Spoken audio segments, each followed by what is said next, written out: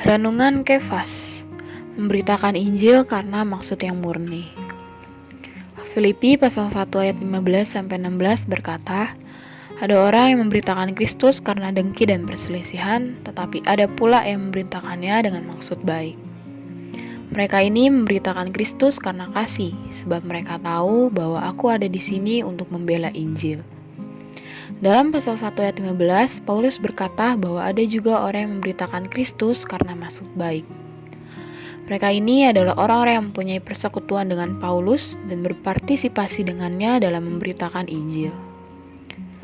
Pada umumnya, orang-orang Kristen berpikir, asalkan kita semua percaya Kristus sebagai juru selamat, menyembah kepada Allah yang sama, mengajarkan Alkitab, dan memberitakan Injil, maka segalanya beres.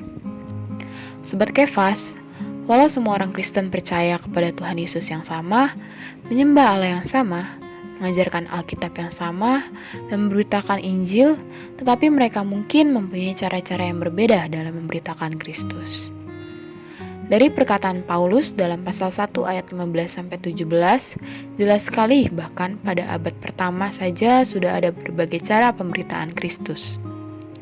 Baik Paulus maupun penganut agama Yahudi memberitakan Kristus, tetapi dalam pemberitaan-pemberitaan mereka itu terdapat perbedaan yang besar. Kita perlu memiliki pengenalan dan daya pembeda terhadap pemberitaan Kristus yang berbeda-beda itu. Orang-orang Kristen sering membicarakan masalah memberitakan Injil, tetapi sangat jarang kita dengar kaum beriman membicarakan tentang bersekutu dalam Injil. Hari ini banyak orang Kristen memberitakan Injil tanpa persekutuan Injil, tanpa membela Injil, dan tanpa meneguhkan Injil. Pemberitaan mereka tidak mungkin mendatangkan kemajuan Injil. Pemberitaan Injil oleh Paulus mencakup persekutuan, pembelaan, peneguhan, kemajuan, dan iman. Banyak yang memberitakan Kristus, tetapi dalam pemberitaan itu kita tidak dapat melihat adanya kedengkian, perselisihan, dan kepentingan diri. Janganlah merasa puas dengan pemberitaan Injil yang dangkal, tetapi kita harus kembali ke Alkitab dan menggali kekayaan-kekayaan yang terpendam di dalamnya.